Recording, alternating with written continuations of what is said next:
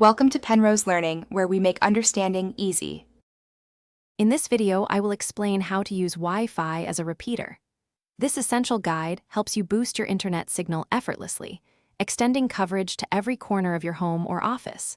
A Wi-Fi repeater acts like a powerful signal booster, capturing your existing wireless signal and then rebroadcasting it.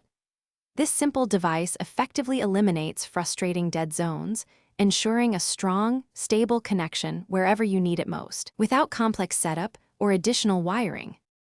Choosing the right repeater is crucial for optimal performance, ensuring it matches your existing router's Wi-Fi capabilities.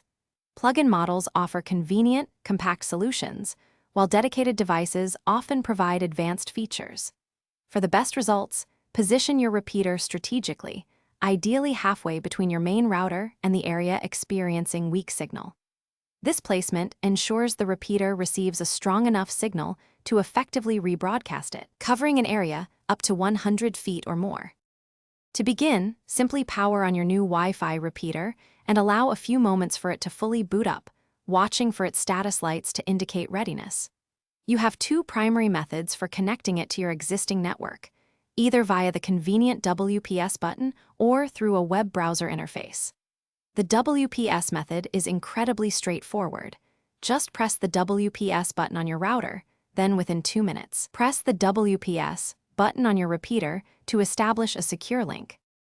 Once connected, access the repeater's web interface to customize its settings, often found at a default IP address like 192.168.1.1.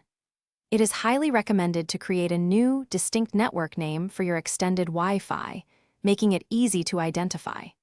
Crucially, always set a robust, unique password for this new network to protect your internet access. This simple step significantly enhances your network's overall security, preventing unauthorized access. Thanks for watching. If this was helpful, leave a like and consider subscribing. See you next time.